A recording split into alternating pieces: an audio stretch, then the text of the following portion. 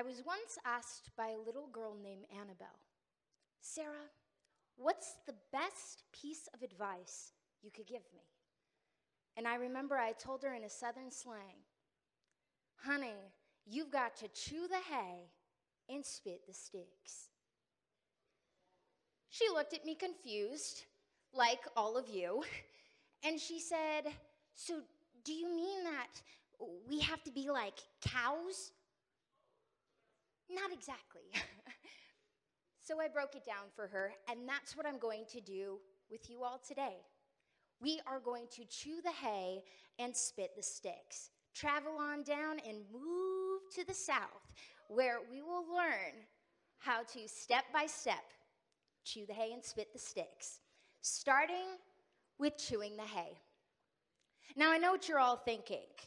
Chew the hay. So she wants us to have this fibrous diet.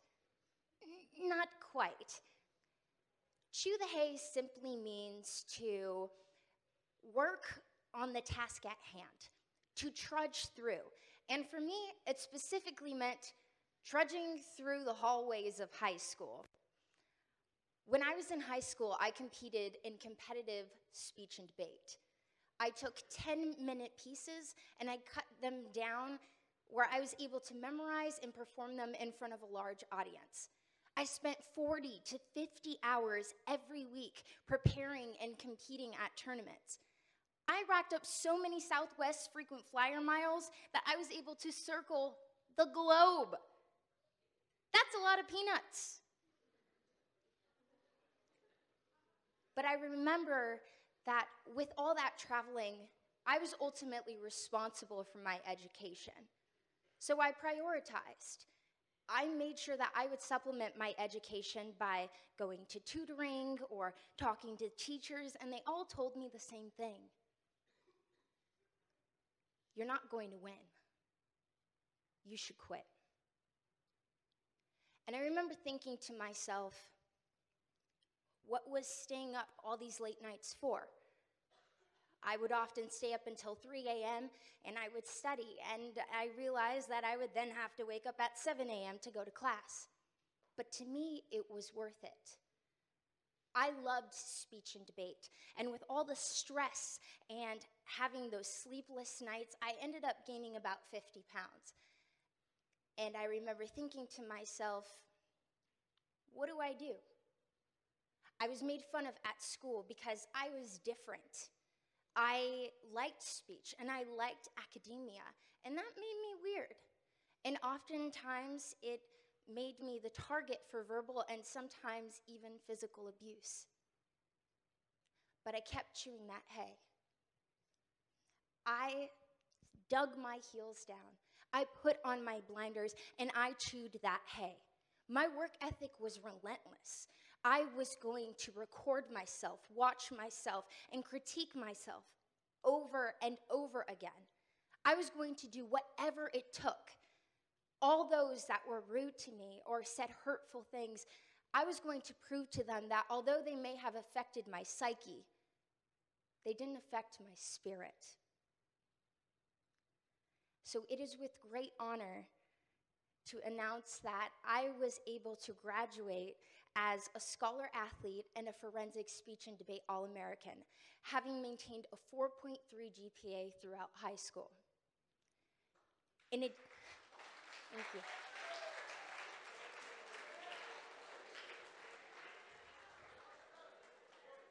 But perhaps the most honorable award of all was the fact that my female partner and I, having been told that we weren't good enough because we were girls, we went on to have a winning record of 6 consecutive state and national speech and debate championships, a record that has not been matched nor beaten in the 100-year history of forensic speech and debate.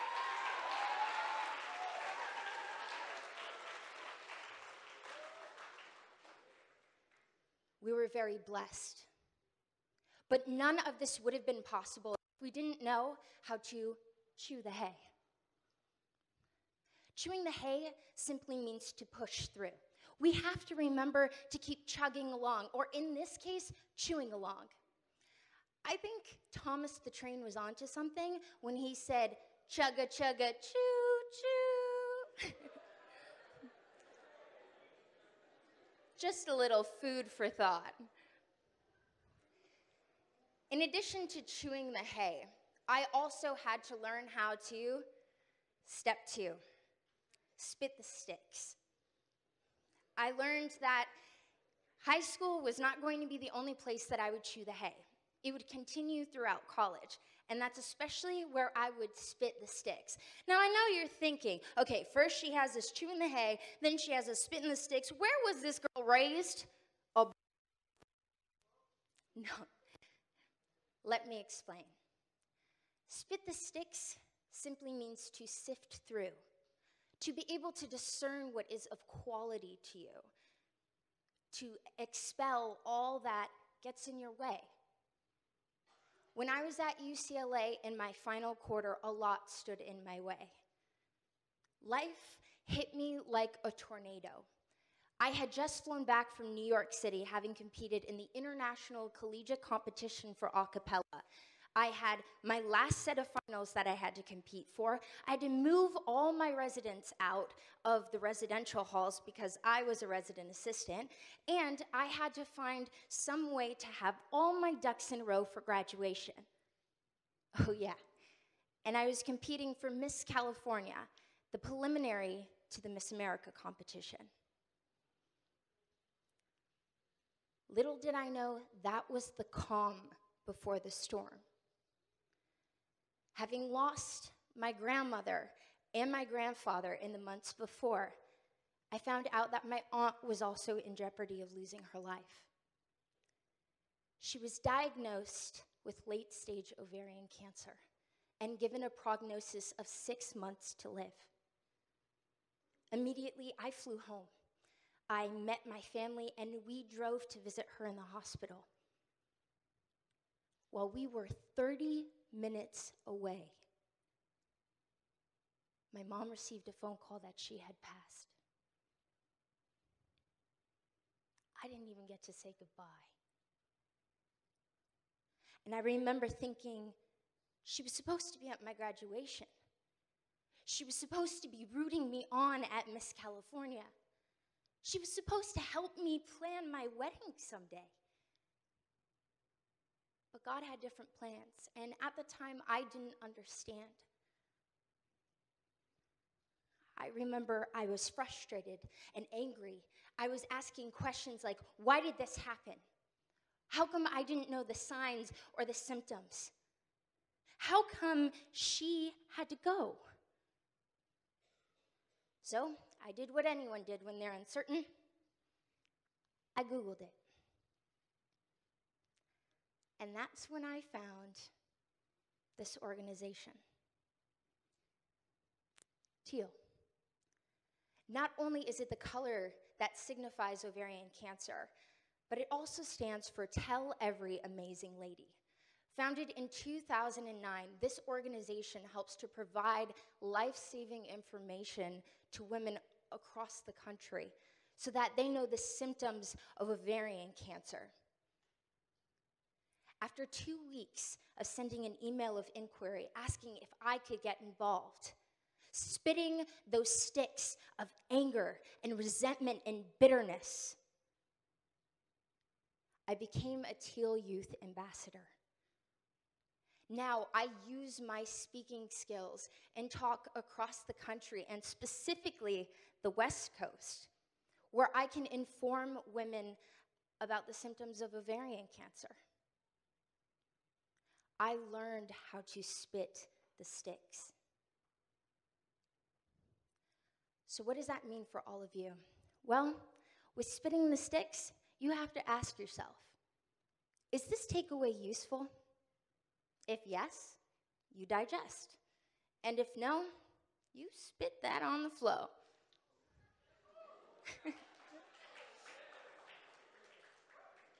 Or you spit it out.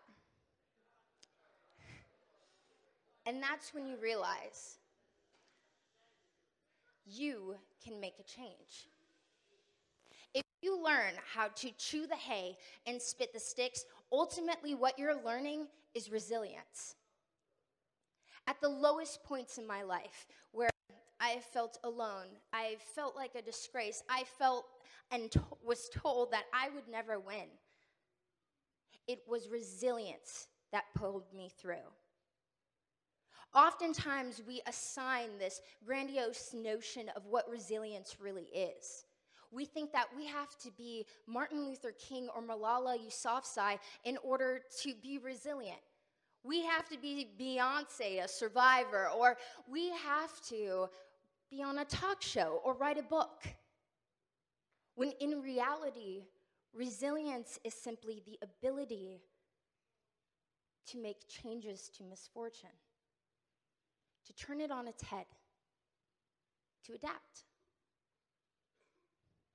So whether it was my experience with speech and debate or with my aunt, I challenge that you all test the waters, chew the hay, and spit the sticks.